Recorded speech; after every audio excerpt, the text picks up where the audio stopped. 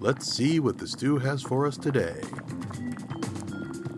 Welcome to the Gnomecast, Gnome Stew's tabletop gaming advice podcast. Here we talk with the other gnomes about gaming things to avoid becoming part of the stew, so I guess we'd better be good.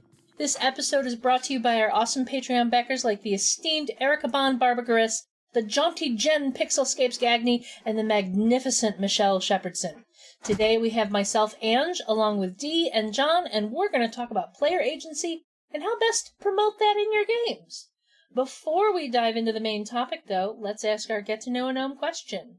What is the most outrageous thing that has ever happened in one of your games to derail a campaign? And were you the GM or the player? John, I'm going to start with you. All right, so luckily I was neither the GM or the player at the time, just a kind of hapless bystander in this game, and we were doing, way back in the day, Monty Cook's Dungeon a Day.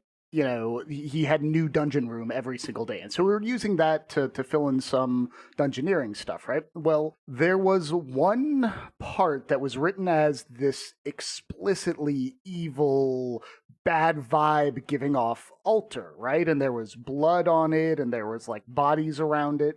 One of the other players who likes to go off the rails fairly frequently, make the crazy kind of characters, decided that, oh, this must be some important part of the dungeon, not just some set dressing, right? You know, so rather than kill these orcs that were fighting us, he knocks one out, drags it all the way back to the altar, puts it on the altar, reads off the magic words written in like infernal or whatever like foul language there was, and kills the creature on it. To the horror of the rest of the characters and the players, because it wasn't like he was like, yeah, I'm that evil character. I'm a necromancer. I'm gonna be doing this stuff. You know, we were all kind of playing we're pretty lawful good, pretty, neutral, pretty like, standard party. And one of the people we're traveling with just sacrifices an orc on this altar. Well, it was written in that you get powers from doing that, right? Like it was a thing. It just was sort of like, what did you do? I'm just activating the dungeon. All I'm trying to do is activate the dungeon. This has got to be giving us, like, opening something farther on. I think it's a required part of it, right? No! So okay. So the first time, all right, that's okay. Yeah, we'll give you a little. After the fourth time, 4 times? 4 times, with us being like, what are you doing? Why do you keep doing this? Like, I'm not playing a paladin, but I'm squigged out, and if I see you do this again in character, and he just kept arguing and arguing. I'm just activating the dungeon. I'm just trying to do this. And I'm just playing my character. Did it work the first 3 times? Oh, no, it worked every time. He found different things. And I mean, it works the first 3 times. I mean, like, so, and that's sort of the thing. On a, like, metagaming, like, hey, I can kill things here and bring and give myself, like, extra stuff. All right, I can see why you would do that. But then in the narrative, in are you a good character? Because your alignment should not be. And, It was pretty wild. It was a little squiggy, little weird. But the fact that the player didn't seem to get why we as characters and players had an issue with the way he approached it. So. How did the GM handle that? Because, I mean, the GM was, to a certain degree, the GM was letting him do it. The GM was trying to push back and was like, look, I can't let you keep doing this. Like, you can't do this. And it was more an interpersonal issue, I think, with that player. We switched campaigns fairly shortly after that. Gotcha. But yeah, it was a little like the GM did everything he could to try to get the player to realize, and it just wasn't getting through that player's head. It sounds like the GM was doing what he could without doing the pull the emergency brake, stop, and have an out-of-character conversation. And he was having out-of-character conversations. This was just in the days before X cards and session zeros and stuff like that were really in vogue. So. He was trying to enable player agency. He was. Which brings us to D. Let's hear your story. It was the first game I ever ran. It was... I think I might have talked about this. It was a 3.5 game. First thing I ever ran. And I had this whole plot line where there was going to be, like, the rogue was going to steal an ancient artifact from, like, underneath a paladin school. And then give it to his employer, who would then use it to try to summon like a dark evil dragon. However, it would be incomplete, so it would be like a skeletal dragon, and it would be rampaging across, trying to like get enough energy to be its full form, and the players have to like go after it all responsibly and like. But the guy grabbed the lockbox. Everything was good. He got up back to the first floor, and he's like, I've been carrying this around for a while. I'm gonna try opening it. And I'm like, dude, it's got like a DC 45. And they're like, there's no way you're gonna do it. And I was like, may as well let me try. He nat 20'd it. So, being the newbie GM I was, I'm like, okay, I guess you just automatically succeed. I guess. Okay, all right. And then he opens it up to find I didn't even know what was going to be inside there. So I'm like, it's a dark evil gem, and it's whispering secrets into your mind. And it's like dark, and it's telling you to kill everything, and it's terrible. Maybe don't do that. And he's like, trying to activate the dungeon. Yeah, he's trying to activate the dungeon. And then he's like, okay, so I grab it. I'm sorry, what? He touches the gem, whispering dark secrets into his brain. And I'm like, I'm okay. Okay, sure, okay. And then I said, it fuses to your hand, kind of like as like a mini punishment thing. Like, these are your consequences. And so paladins rush in and be like, hey, what's going on? Because the alarm started tripping off because the gem got activated. And he looks towards them and he's like, okay, I'm going to activate it on them. I'm like, how do you think you're going to do this? Like, I don't know, exert my will. So I had him roll a charisma check. I mentally put a very high DC again, and he nat 20'd it a second time. And I'm like, fine. I rolled on an expanded Rod of Wonder. I think I had like 1,000 of them. And one of them was Flesh to Stone, and another one was Disintegrate. And so, yeah, he then later on went back to the person he was going to, like, sell it to. He's gonna give it back to, and his priest is like, "Oh, don't worry, I'll take it off. Don't, I'll fix everything." And then when the guy's back was turned, he he raises his hand and is like, "I'm gonna shoot him with this." And I'm like, "He is your quest giver. He is actually the secret final boss." And he rolls, and he rolls. I don't remember what it was. An instant death effect, and I'm like, fine. Here's my campaign notes, and it was my first campaign, so I'd written like 20 pages, and I pulled it up in front of the players, and I was just like slipped it off the table. Oh man. It was a good campaign afterwards, but it completely changed everything. For me, I was running, it wasn't my first campaign. I had been GMing for a little while. I decided I wanted to run a Supers campaign.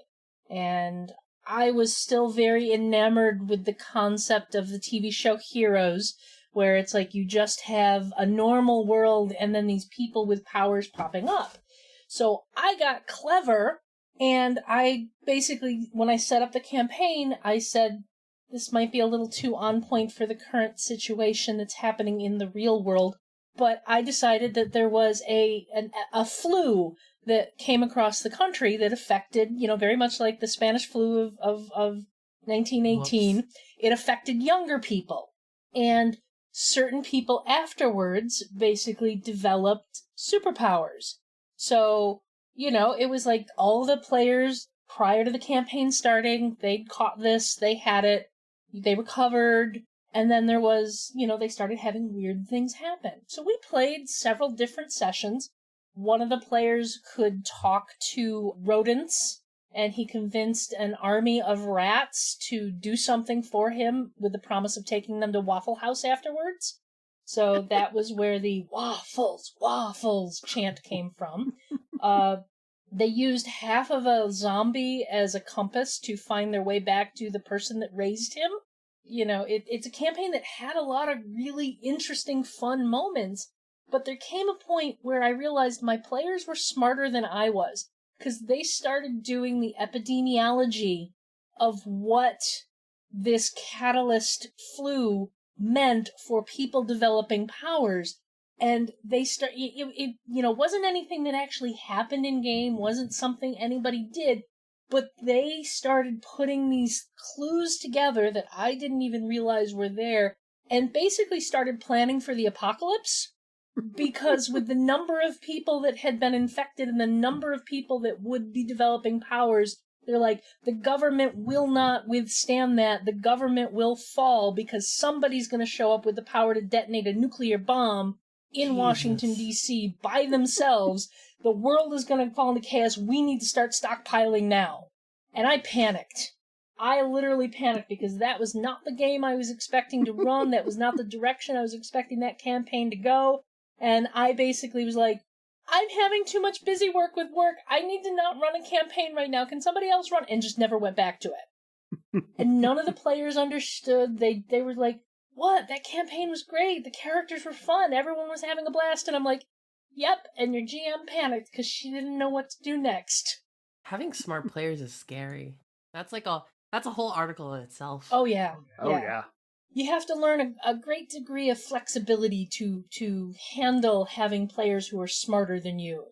And often it's the less you plan, the more you can adapt to something like that. Like you just said, you had a whole thing planned, and when they switched off of it, you being a younger GM were like, okay, I don't know what to do. Because I know the Angela of now would be like, sweet, we're going for apocalypse prep then. Like you would have just like rolled with it and made an awesome game. Yeah. So that brings us into our main topic, where we're going to talk about player agency, which refers to the level of control the players have over the game world. How much can they affect or change the world that their characters are in? Now, if you're playing a video game, we're used to being kept to a certain number of choices to stay within the bounds of the game's stories. But when you're sitting at a table for an RPG, you want your actions to matter. You want to be able to change the world your character is in. At the same time, the GMs have done a lot of work for the games, so it can be incredibly frustrating when the player, as, Dee explained with her example, when the players do something that tosses out hours of prep work. So let's talk about how to find the right balance here. That's complicated. I've been, I was informed by Matt. He told me about the Quantum Ogre, and I remember reading something about that before, and it sent me in this downward spiral of reading about player agency all the way from articles back in 2002. And now, I'm like, just to explain for our listeners, the Quantum Ogre is, I believe the concept is that your players have 3 destinations where the ogre could be that they need to find and defeat. And the Quantum Ogre basically says it doesn't matter where the players go, the ogre's going to be in the last location. Yeah, effectively. So yeah, the Quantum Ogre is essentially saying that if you have 2 types of GMs, one is a GM that's prepped a lot, and the other is the GM that improvises. And the script GM, the prep GM, has determined which of 3 locations has a magical artifact and which one has an ogre. The improv GM may, at the day of the session, just decide that regardless of the one that you choose, the first one has the ogre. So regardless of the choices you make, you end up following a certain pathway. It's an illusion of choice, essentially. Now, to a certain degree, I don't really have a problem with the illusion of choice. There are levels. Mm-hmm. And your players' actions need to matter, but the players also need to feel their actions matter. So you as a GM can be flexible and slot things in different places that work for what's happening, but you can never do it in a way that makes the players feel like their actions don't matter. Yeah, I have a whole thing out there called Island Design Theory that I've been writing about that idea, which is essentially that Quantum Ogre conundrum sort of thing. Like, if it is important to the plot for the players to find the ogre, because that is, an essential part, I don't care how they get there. If I've kind of set up that the ogre's behind the castle walls and they're like, we're gonna go search in the forest, okay, I can move the ogre to the forest and then reward the players in some way for kind of their choice of how they tackle that. I think the problem comes in when you have a GM who does things like the players come up with a legitimate, reasonable way to avoid the ogre, but because the GM prepped the ogre encounter, they force the players to do it anyway. Yeah. That's called palette shifting, I think. It's like, you head west, or you could choose between heading west or heading east. They tell you west has a bunch of bandits, and you're like, okay, we're gonna go east. And then you fight goblins, which are effectively the same thing and the same motivations. It's just Right. the same fight. Yeah. And that's where, you are still kind of railroading, hey, there's an ogre you have to fight. That's one thing. Like, I prepped an ogre, you're fighting an ogre, compared to, hey, I want to declare war to get into this auction house. And then it's like, tell me what you're doing. And this came from a player who had an idea to get into this auction house, and he spiffied himself up and, said, I'm here to declare war on behalf of the Elven nations. You're selling off Elven artifacts. And I was like, okay, that's really clever. Here you go. I'm going to let you go in. Saying like, no, you can't do that. Would be that kind of bad side of rearranging those things. I have some friends who have a gamer horror story from a con they went to many years ago where they jumped into a superhero game where the guy had made generic versions of Superman, the Hulk, Wolverine, a Gadgeteer character that was not Batman, and a couple of others. And the only characters he would actually allow to do anything were the punchy characters. So, the Wolverine character was only, like the player would be like, I want to try this, and he's like, well, why don't you just attack him with your claws? I don't wanna. I want to try and solve this problem a different way. And the GM just basically refused to let the players do anything other than hit things. He took away his agency. Yeah, which made it a very non-fun game. How do we, enable player agency? Because I know in reading, a lot of those articles that I was talking about are mostly written by the OSR community, and the OSR community has, a very strong... The answer to the agency problem is just have a lot of tables. Just lots of tables. Just keep rolling over there. Because, because you can't preset what you're going to fight if you're literally rolling it in the spur of the moment. I think if you take a look at some of the Powered by the Apocalypse games, they're all meant to be much more narrative and based on, yes and or no but. And you have to improv a lot. You have to think on the fly. And a lot of what you can do with those games is you don't necessarily need to do, the huge level of in-depth prep that somebody thinks you might need to do for a D&D game. Just understand some general stats for adversaries and just pull them in whenever you need to. You can kind of adjust on the fly. I actually do that all the time with my D&D campaigns as well. I will prep a certain amount, and I'll have the monster stats ready that I think I'm going to need. But at the same time, I'm flexible. If they figure out a way to avoid dealing with that particular monster, then that, the stats are over there. I can use them some other time. Exactly. Yeah. I think one of the things that I have found is most satisfying for the players is when they've done something, making sure they see the results and how that actually affected the world. At the end of every session for my last game, every player took notes, and put them down in a bullet point, and we sent them out. And I would actually take whatever they wrote up and use that as something I would introduce in the next one. Like if they defeated, the evil prince, I would make up a little template or a little flyer of showing the prince in jail, in the newspaper, so that they could be like, hey, we did that. That was us. I think on a small level, too, you can do that in each individual session.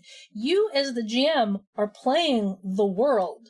You can have the world react to what the players are doing in the session. If a player does something that is really, really cool, you can add that reaction from people witnessing it, or just that, throwing a little bit of added extra flavor towards the player to kind of reward them for what they're doing. I've played with a fair number of old school GMs who just, they feel like that's bad, that's like playing favoritism or something, but I'm like, not if you do it for everybody. You need to respect the competency of the characters. unless you're playing a game where you're intending to have them be, idiots and goofballs, respect well, but then the fun competency of is the not characters. affecting the world. Yeah, then the fun is just messing up the world, not like affecting it Right. or changing it in some way. My friend Tristan, who has been running an ongoing campaign for us, one of the things I appreciated is he has an ongoing campaign world. We're currently playing a campaign. My character from the previous campaign is an NPC in this world, and I get to see how she has changed the world that she lives in. And oh my God, even if I'm not even doing anything, making the decisions for that character anymore, it's still super gratifying to see, like, that's my character. My character did that. In my last campaign, one of the people got a deck of many things, and they pulled the whatever card gives them a stronghold and all this stuff. They just have to go clear it out. So in this game, they're starting as this group in Eberron in Sharn, the City of Towers, and they're going to have this old wizard's tower that's theirs. Well, that character is going to show up to clear it out because he has the deck of many things deed for it from the old campaign. So one of my players is going to be like, wait, I have to choose between Nazim getting this or Jelkir getting this? Dang it. As a quick aside, I never really understood how the get a stronghold thing worked. When I first started playing and I drew that, I'm like, wait, does it just appear from the sky? It appears from the sky. Boom. As a slight tangent to our topic about, giving your players agency, letting them change the world, I do have a note that I want to say for players. Don't be a dick. Don't just mess with the GM's world because you can. Respect the amount of work that your GM may have put into this game. I ran a game at a con, and it was a very linear adventure. It was an introductory campaign to, I can't remember the name. It's by Cubicle 7. It's based on the Choose Your Own Adventure books. Anyway, it was a very linear adventure. It was meant to be introductory to the world and the setting and all of this. And I had one player who was just absolutely refusing to bite on any of the hooks. Mm-hmm. It didn't matter. Like, the other players were trying to follow the breadcrumbs and get to the adventure and all of that. And Lone Wolf. Thank you, John. And they got like to the town, which is supposed to be like the not quite the midpoint, a little bit before the midpoint. And then they're supposed to leave and follow this caravan and find out what happened to it. And he refused to leave the town. Like, absolutely refused, like, kept just digging in his heels and, I want to check this, I want to do this, what about this? And, like, I'm looking at the time and I'm like, there is no way these players are actually going to be able to get to where the module says they're supposed to find all of this and have their big final battle. So I basically changed it that the stuff they needed to run into was just across the bridge in a little town that was on the other side, like within a mile of where they were. It's a really tricky thing because, when it comes to player agency, there's a balance because I don't think a game can fully it has to exist with a bit of trust. My problem was that, like, okay, so they get across the bridge, they find the stuff, they defeat the bad guys, everything's done. The other players are like, yeah, that was fun, thank you for running it. And that guy goes, yeah, that was fun, but this was way too much of a railroad. And I'm just like, you have no idea how much I changed of this scenario to accommodate you futzing around in the village. Yeah. You have no idea.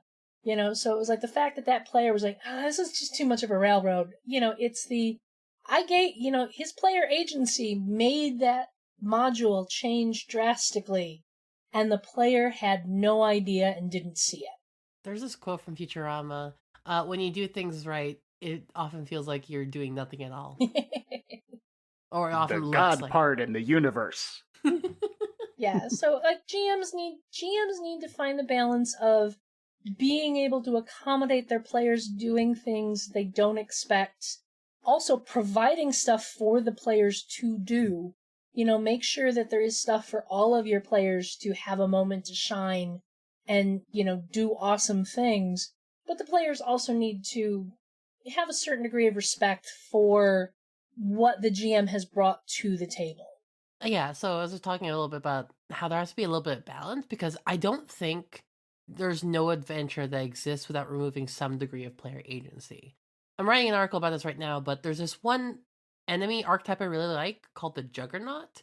Essentially, the one that is moving forward, they're invulnerable to most everything. And if you put that up against the players, and the player's main option, like the main thought is to fight, and it doesn't work, and then the Juggernaut like wipes out a player in an instant, that feels like you're being railroaded, that feels like the removal of agency, and honestly it is. But if you have 100% player agency and you fully respect that, you miss out on an otherwise really common and really cool trope, you know? Yeah, yeah. Because that is such a hard thing to balance, because like at one point, here's this juggernaut style enemy that will mess you up, that you are not ready for yet. You could decide to go in and TPK trying to take it down, and if I, as the GM, had intended for you to kind of run away, how do I, and you're not picking up on that, or you're not going to back down, what should you do? Should you say, like, well, you've been warned, or this is an unstoppable enemy, keep going if you want, and let them all TPK and figure that out? Or do you kind of like, hey, do you railroad them to go run away, like, and that's so hard, because sometimes players do dumb things. Yeah. like, Yeah. like, it's not the fight right now. You're getting this, right? Yeah, no, I get But it. I like to share meta information as much as possible. Like, depending on the type of game, I will say, like, hey, y'all, this is a fight you may not be able to take, but I'll let you do it if you want to try. I'll see what you can do. Because then they're kind of working on all levels, rather than kind of like, maybe I'm not being good enough about giving out Right. clues that, this guy just ran through the garrison. The garrison's like a bunch of 0-level NPCs. We're all level 7. We're fine. I actually had Not that really. exact scenario happen in a con game once. It's like the whole scenario was set up that we were returning an artifact to the person that had hired us to go find it. As we're sitting there waiting to go into his office to hand it over to him, a more experienced party arrives, and the GM took great care in describing how competent they looked, how they were what we hoped to grow up to be, and all of this. And then they get to go in ahead of us because they're much more experienced, much more seasoned.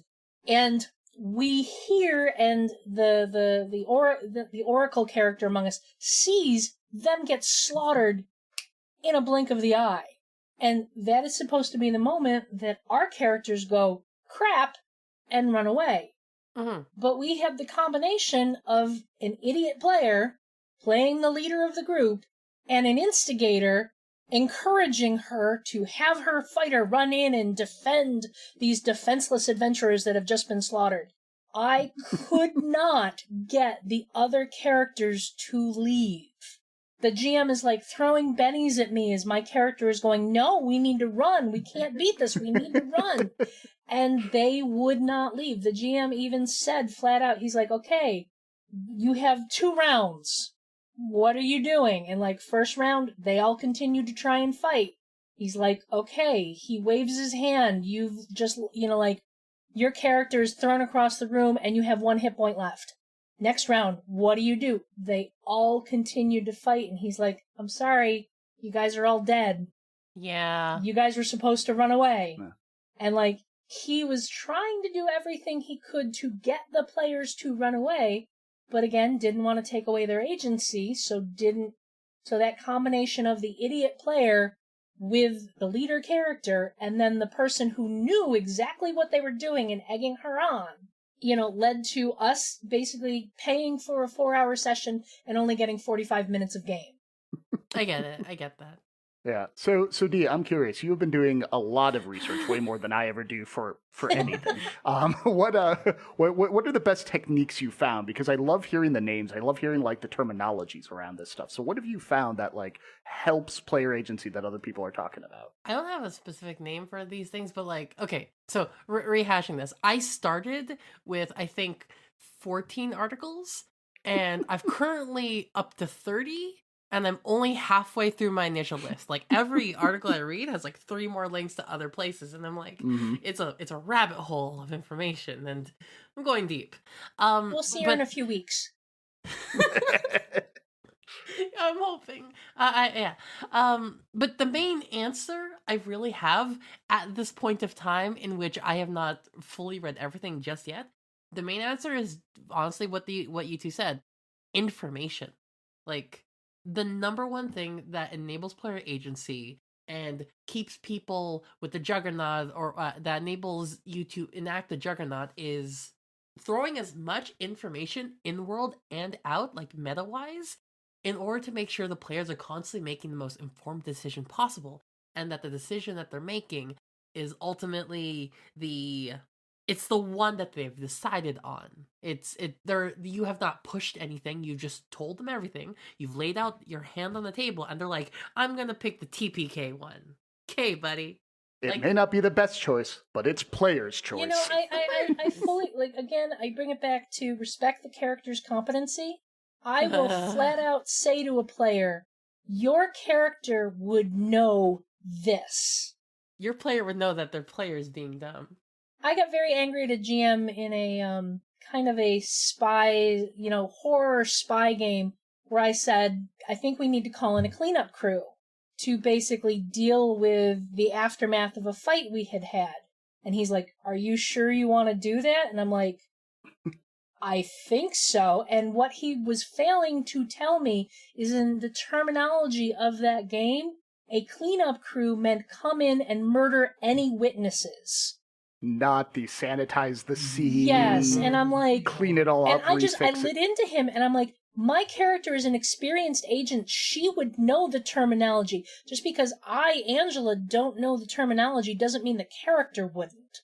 So, right. There is a degree of, if you respect the character's competency, you can kind of give the players more information that they would need. Like, if they're going to do something that is stupid and their character should know better, just give them a nudge, being like, hey, just, your character would be aware of these factors, or be aware that these consequences are likely to happen if you continue forward doing what you're doing. That this might be dangerous, Yeah. Like, your character would have an aware, and that would definitely be bringing it more into, like, the meta narrative again, which is tricky because depending on your group of players, they may not want to access that at all. They might want to...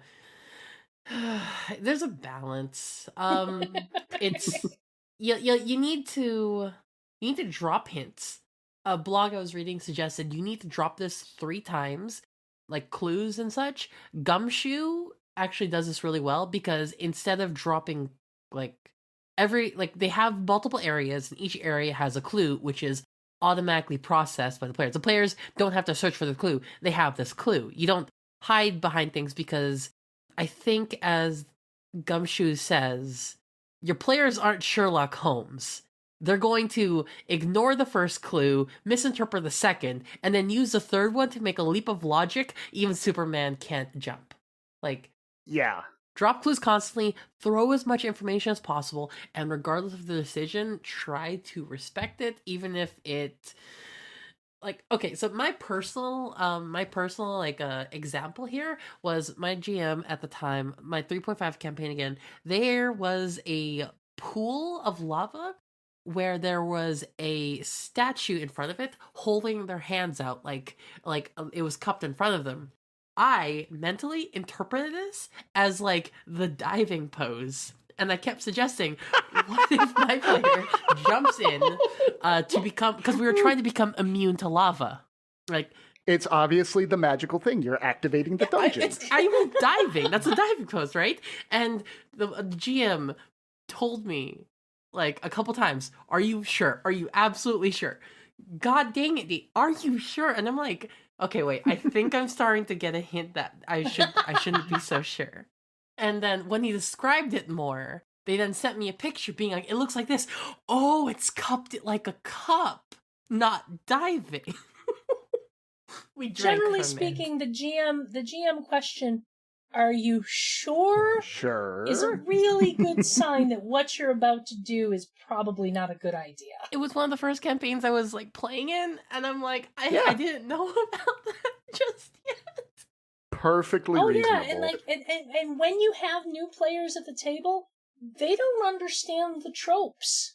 They don't necessarily know. I ran the Mines of Phandelver for my friend's 3 children, and they Aw. like after the first initial encounter with goblins at the entrance, they're like, okay, we're gonna go in. We'll split up.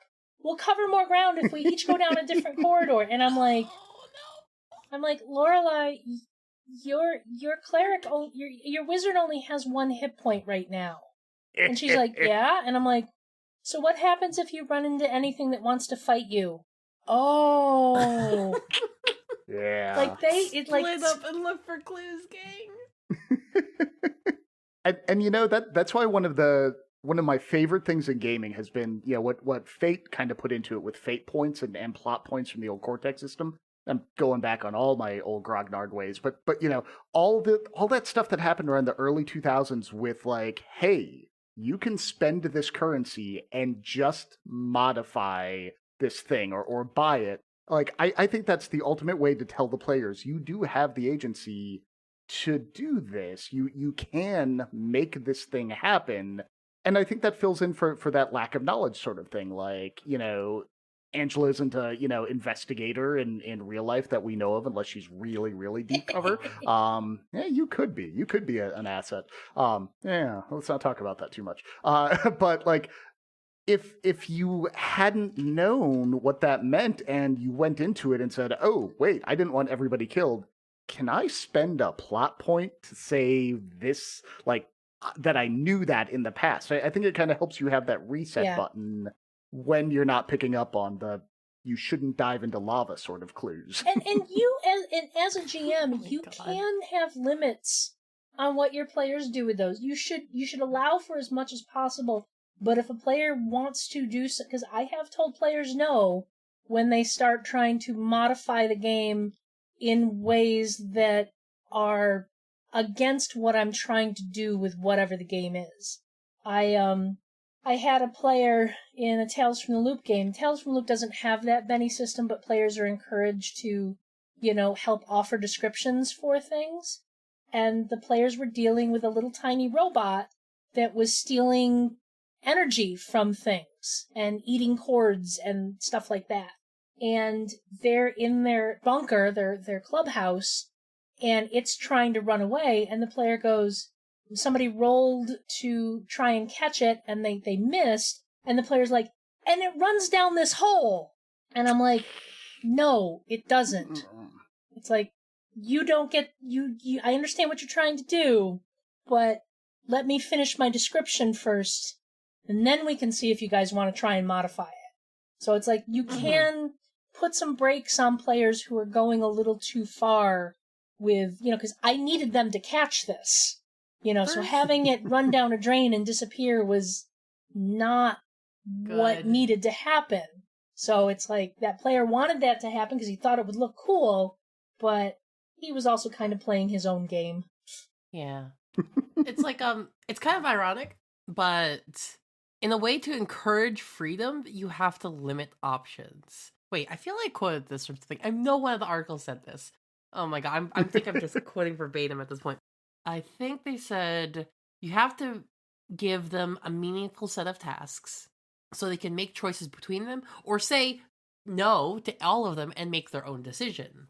But if you tell them, do whatever you want, the excessive freedom limits their own agency because all of the choices almost feel meaningless because like they have to like come up with every bit of it.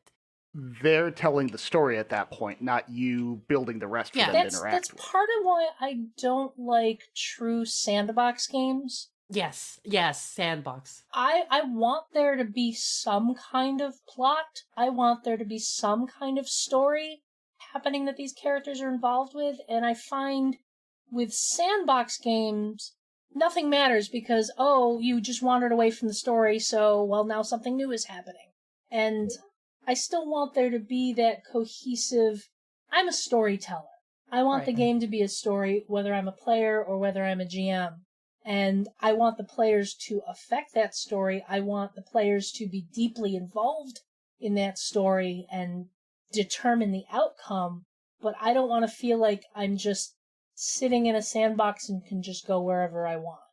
There was an example, and there was a really good example of that, of the sandbox and how that works concerning story and agency. It's tricky, but essentially, the consequence. Another way to handle player agency and to make all of the choices meaningful is to throw consequences at them.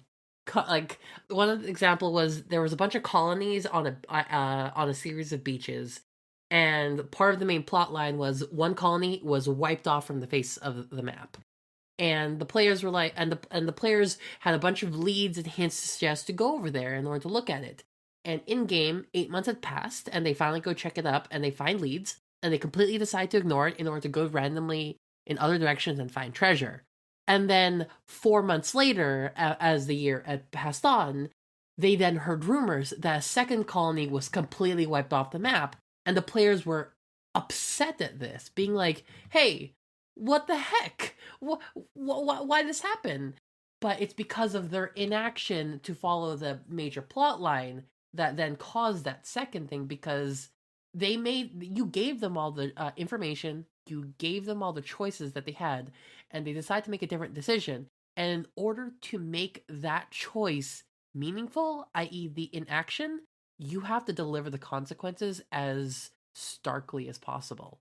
Now, see, as a player, I would still be upset with that GM if there were, if one, we made the decision to go off treasure hunting because the clues we found didn't really seem that important, and treasure hunting seemed like it would be more interesting, and the GM just let it happen without doing any sort of emphasis on what we were abandoning. And if the GM gave no clues along the way that there was something more portentous happening elsewhere. Like that, that's what I'm talking about I don't like about sandboxes. I mean, there was the whole, colony being wiped off the face of the map, and if they had looked at other plot threads, divination, cleric spells, showing evidence to people, and I understand exploring that, the thread. But there's also a certain degree of me going, maybe those players didn't want to play an apocalyptic game. They just wanted to go find some treasure and hunt some monsters. And that's perfectly fair, but the apocalypse would still be happening without them.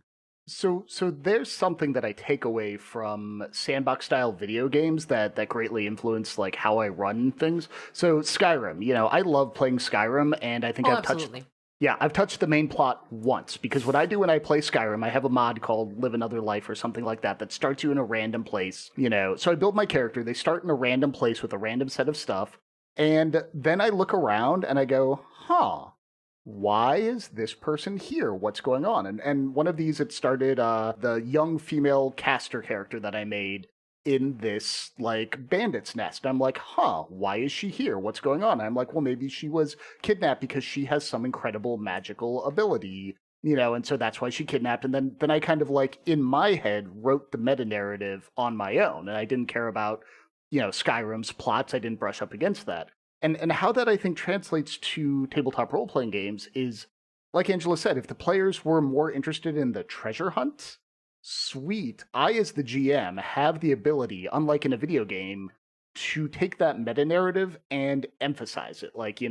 Hey, there has to be some consequence. If you've dropped every single hint that aliens are coming to blow stuff up, and they don't deal with it, yeah, that colony gets blown up. But maybe it's hey, you're going on this treasure hunt, and in this thing, you have found the MacGuffin that can help fight off the aliens, Maybe, yeah, I still have this alien plot I want to play, but let's make that treasure hunting a so much more important part of the meta narrative in that, sort of thing. You can always switch those elements around if the players don't know about them yet, if they haven't kind of solidified, but it is one of the downfalls of sandbox games. Well, what am I supposed to do? Whatever I want, that's important, right?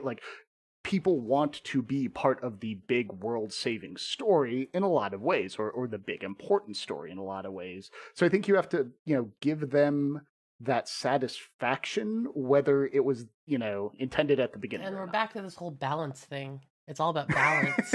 And I will also say, as GMs, there are times we put clues on the table and the players don't realize it. There are so many times where I have thought I have clearly given players information that is important to stuff that is coming down the line, and then the next session I realized that that information didn't even register with the players. Like, they were more caught up in dealing with other things, so that's on me to make sure that, I re-emphasize certain information or clues or points, because if I have a big thing I want to have happen, I can't just have an asteroid land on the city and say, well, you guys missed all the clues I gave you, and them being like, what clues? It makes sense to us because we're the GMs. We're the ones, we know the ending and we know how it all threads together. But as I was saying earlier, the players aren't Sherlock Holmes. You kind of have to even when I make puzzles, I always dial it back a titch because they're going to interfere with each other more than I can interfere with them. So one of the things that I have pulled from video games again, because during pandemic times I'm playing a lot of video games, but the journal feature in video games, the main quests and side quests, I am actually using Google Keep and Trello to give that to the players and actually denote it. So I have one column that says main quest and has they can add in their own clues and stuff they've found, or Jorgen wants you to go follow up on this. Speak to people around town to find out what you need, because, and this is the way I give them player agency, yeah, cool. Just like in Skyrim or the Grand Theft Auto sort of games, the big open worlds was the two biggest I can think of. Oh, wait, what was I supposed to be doing? I've been off doing all this other stuff and following up with this contact and chasing chickens to get them back for, but if there's this is our side quest and I put that on a card. 26 side quests later. Yes, 26 side quests later, they come back to the main plot. If they don't find the, other outpost blown up, oh yeah, we're supposed to go talk to people about that. It kind of gives them that meta ability to say, what were we doing without it categorizes it. So they're like, yes, this is what we have to do for the main quest compared to these side quests, and I haven't tested that yet, but I'm really excited to see what they think about it, and hopefully it's not like, that was dumb, John. So, are we sure we don't have a Phil Vecchione in this episode? Because we have gone long. We have gone long. We're a wee bit long in the tooth, but that's fine. We should probably start wrapping up. Any last words on player agency before we get out of here? I believe player agency is important, but it becomes more important the more you limit it, in a way. I'm going to talk about that a lot more in the various articles I'm writing. I'm 2 or 3 articles now about player agency because it's such a big topic right now. But player agency becomes more pronounced sometimes the less you have it sometimes. And yeah. I'm going to get into more of that later. I would say definitely make use of whatever meta tools you have.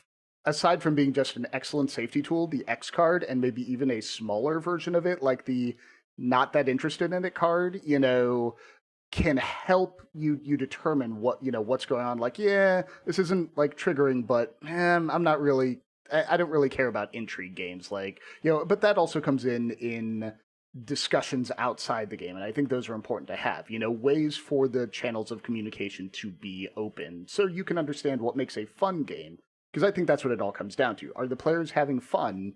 That's what you're aiming for. It doesn't matter how much you want to run a courtly intrigue game if your players are stressed out and just want to go delve into a dungeon and hunt some monsters. Yeah. I want to play a pub game, drink beer, roll dice, kill monsters. We good. Yeah. In the immortal words of Dr. Angela, who I used to game with, is it dead yet? So, this show is funded by the Gnomes 2 Patreon. You too can become a Patreon backer by following the Patreon link on the Gnomes 2 website, the Gnomes 2 Patreon. This ad is brought to you by the Player Agency. When you TPK a few many times, we've got you covered with fresh new players ready to go. Wait. You don't actually make the players leave when you kill their characters? Huh, maybe we need a business model. So, if you're enjoying the Gnomecast, you'll probably like many of the other Misdirected Mark shows. Here's one to check out. The Lounge. Doc finds the best, the brightest, the most fun game designers and sits down to have a cool chat with them. You never know what conversation is going to come up in the lounge. You can find all of us at gnomestew.com, at gnomestew on Twitter, and gnomestew on Facebook. D, where else can we find you? DiceQGM on Twitter, DiceQGM. I have like a card now, a CARRD, which links to everything else. John, how about you? I can be found in parking lots feeding crows most days. That's kind of my new hobby. But anywhere you can find good John Arcadians bartered or sold, or even mediocre ones. Just look up John Arcadian. You will find me or my doppelbro. Your doppelbro. How about you, Ange?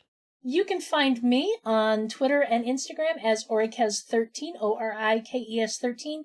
Though, as always, I will warn, Instagram is mostly just pictures of the cats. So, do you think we gave ourselves enough agency to avoid the stew this week? I don't know. There are 2 head gnomes here, and D's the only one who's not a head gnome. So the question is, did D avoid it? I think I'll be fine, Yeah. and we'll see about making that a third one day. Yeah. So long as she keeps trying to activate the dungeon. Gnomecast is hosted by Misdirected Mark Productions, the media arm of Encoded Designs. Wait, should I move on with this, or you move on? Okay. So yeah, Hey, we sended it up. so yeah,